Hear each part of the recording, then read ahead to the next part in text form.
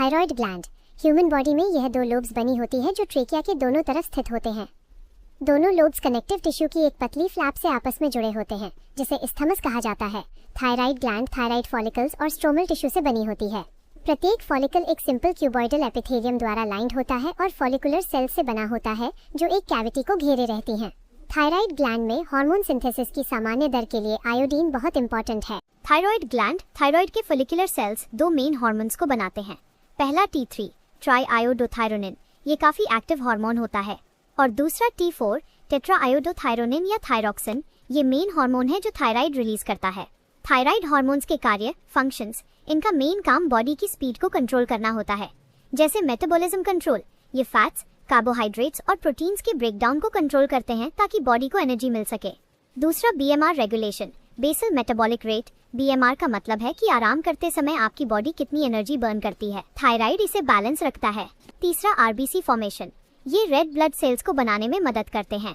चौथा वाटर और electrolyte balance, यानी ये बॉडी में पानी और नमक सॉल्ट्स के लेवल को मेंटेन करते हैं। अब इस थायराइड ग्लैंड का डिसऑर्डर्स है हाइपोथायरॉयडिज्म। जब थायराइड ग्लैंड जरूरत से कम हार्मोन बनाती है तो उसे ही हाइपोथायराइडिज्म कहते हैं। इसका सबसे बड़ा कारण डाइट में आयोडीन की कमी होती है, और एडल्ट वुमेन को अगर हाइपोथायरॉयडिज्म हो तो उनका मेंस्ट्रुअल साइकिल, मासिक धर्म अनियमित इरेगुलर हो सकता है। तो चलो अब इस हाइपोथायरॉयडिज्म के लक्षण कैरेक्टराइज्ड को देखते हैं। पहला, क्रेटिनिज्म। अगर कोई प्रेग्नेंट वुमेन हाइपोथायरॉयडिज्म से अफेक्टेड है तो उसके बच्चे में ग्रोथ जैसी प्रॉब्लम्स आ जाती हैं, जैसे स्टंटेड ग्रोथ होना, शॉर्ट हाइट। दूसरा, मेंटल इश्यूज होना, यानी मेंटल रिटार्डेशन कम होना, कम दिमाग का विकास और IQ लेवल कम होना। और तीसरा, अदर सिम्टम्स, जैसे एबनॉर्मल स्किन और डेफ म्यूटिज्म, मतलब सुनने और बोलने में प्रॉब्लम आना। क्रेटिनिज्म के बाद दूसरा होता है सिंपल गॉइटर, घेंघा रोग। हमारी बॉडी में एक फीडबैक सिस्टम होता है। नॉर्मल T3 और T4 लेवल ब्रेन के TSH, थायराइड स्टिमुलेटिंग हार्मोन को रोक कर रखते हैं।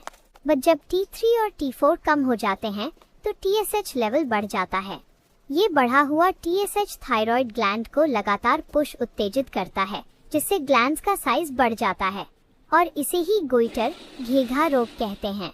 हाइपरथायरॉयडिज्म, थायराइड ग्लैंड के कैंसर या थायराइड ग्लैंड्स में नोड्यूल्स डेवलपमेंट के कारण थायराइड हार्मोन्स के सिंथेसिस और सिक्रेशन की दर एबनॉर्मल हाई लेवल्स तक बढ़ जाती है, जिससे हाइपरथायरॉयडिज्म नामक स्थिति पैदा होती है, जो बॉडी फिजियोलॉजी को बुरी तरह प्रभावित करती है।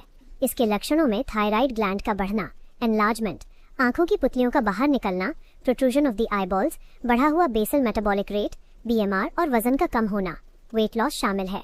थायरोकैल्सिटोनिन TCT के फंक्शंस, ये पैराफॉलिकुलर सेल्स द्वारा सिक्रीट होता है।